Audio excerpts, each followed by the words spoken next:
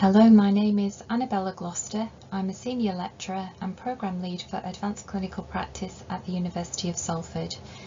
I'm giving this presentation on behalf of myself and Ollie Phipps, who's a consultant nurse in acute medicine and a Senior Lecturer in Advanced Practice at Canterbury Christchurch University.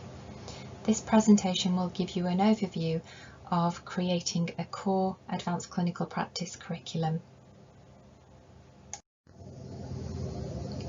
The Centre for Advancing Practice has developed standards for education and training, which will need to be met by education providers should they wish to be recognised by the Centre as a provider for advanced clinical practice education and training. Currently, higher education institutions are undertaking a process called Programme Accreditation, in which they have to demonstrate how they meet these standards for education and training, in addition to how they integrate the multi-professional framework as part of their courses. Currently, there are 38 capabilities in the multi-professional framework. However, there is no common core curriculum. What we need to recognise is that frameworks facilitate learning and understanding of curriculum content. Frameworks do not deliver content.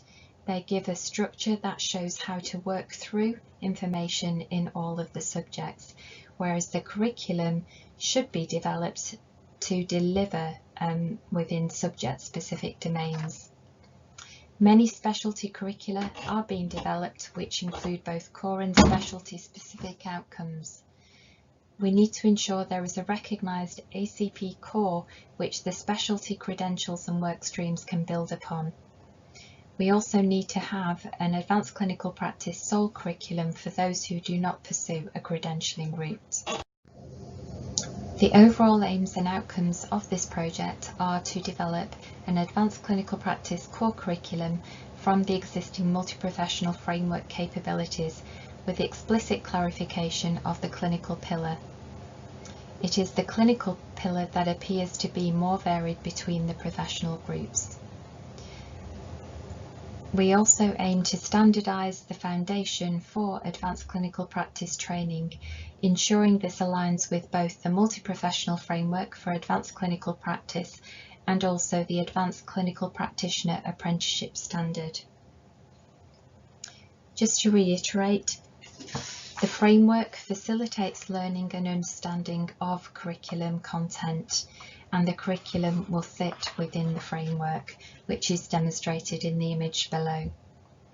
The image to the right-hand side of the Lego blocks is to demonstrate how this ACP core curriculum will form the foundation upon which specialty frameworks, capabilities, curricula can build upon, and they can continue to add even greater specialty capabilities within that structure. The HE ACP conference held in November 2019 gave us the opportunity to investigate which items people felt needed to be considered as key elements in the advanced clinical practice core curriculum. HE conducted 3 workshops over the course of the day, and in total 230 healthcare professionals from all areas of the professions attended the workshops and worked together in groups to drill down and provide HE with their core curriculum areas. The workshops were run consecutively over 3 groups, and a large number of factors were provided for consideration. In order to capture the key elements of these factors, a code book was created, and all of the sheets were subjected to a first level content analysis to investigate the items that were discussed.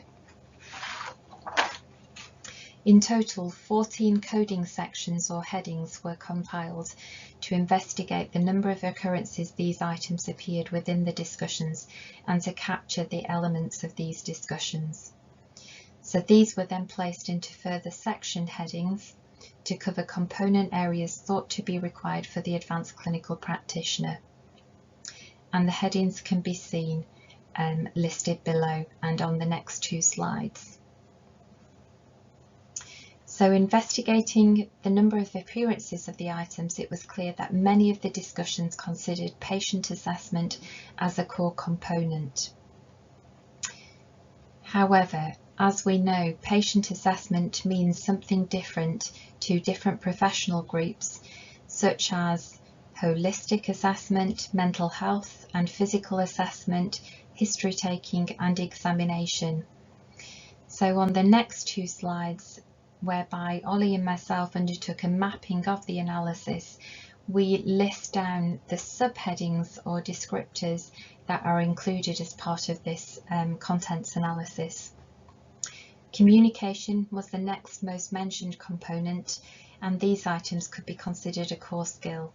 For example, listening skills, especially at this level of practice. Person-centred care and the ability to communicate should be a recognised core skill for an advanced clinical practitioner or anyone at any level of NHS practice. Advanced skills such as managing risk, complexity and safety, and clinical reasoning, including diagnosis and evidence-based practice, were discussed widely and identified as a requirement at this level of practice.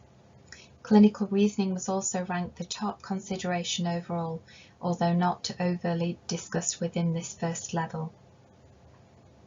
Finally, personal attributes revealed that self-awareness was presented as a key component under this heading and included accountability, emotional intelligence and resilience.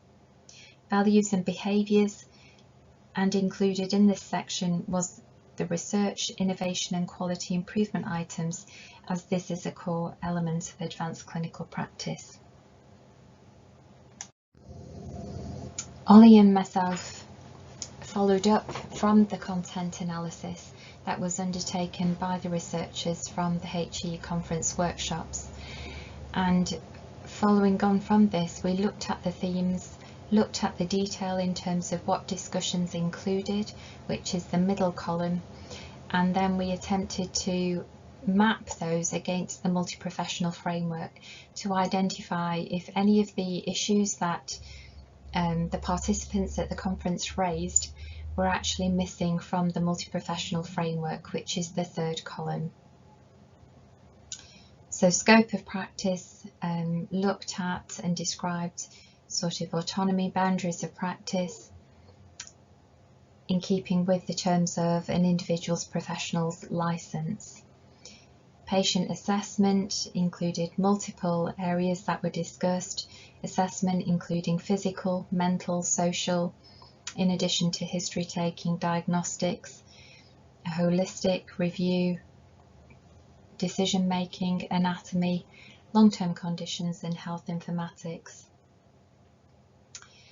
Interestingly, C2A, which is a theme that was identified by the researchers, no one from the table discussions actually brought up the subject of discharge planning within any of their table discussions, and it wasn't recorded. Why this element of patient care planning or communication was not discussed is unknown. C2C, which I've listed there as CR and DM, refers to clinical reasoning and decision making. And again, this is the process by which healthcare professionals interact with a patient, collect information, generate test hypotheses and determine optimal diagnosis and treatment based on the information obtained. So the focus is around critical thinking, evidence-based, differential diagnosis, formulation, and with a plan. From the specific knowledge theme, there were quite a number of areas that were discussed at the table discussions which are not explicit within the framework, such as anatomy, physiology, pathophysiology, specific clinical skills and specialist practice. And again, under the theme of use of portfolio or portfolio of evidence and supervision, clinical supervision, peer review, portfolio and placement were areas that were discussed. Moving on to theme C5, so skill set. This relates to the combination of different skills that someone has and can use in a particular job. So practical skills, professional skills and political skills. And again, professional skills and technical skills were identified as missing from the HE framework. Communication was discussed in great depth as detailed before, but specific areas such as breaking bad news and conflict management appeared, which again appear to be missing from the multi-professional framework. C7 is around team skills, influencing others, interprofessional boundaries, partnership working, relationship building and team working, which is explicit within the framework. C8 was around understanding systems, so systems, by systems we mean complex adaptive systems. Each part is interdependent on other parts, so clinical pathways, business development, community care, health economics, the political system and some strategic awareness. And again, 3 areas were identified, which was around acute clinical pathways, business development and clinical pathways. C9 relates to values and behaviours, and all of that had been captured. C10 was about knowledge of each other's roles, and again those are explicitly captured. C11, which is around self-awareness, 2 areas that were discussed as part of the workshops, and that was around the national agenda and job planning, which appear to be missing. C12, which was around research, innovation and quality improvement. Again, all of those discussions are already captured within the HE multi-professional framework.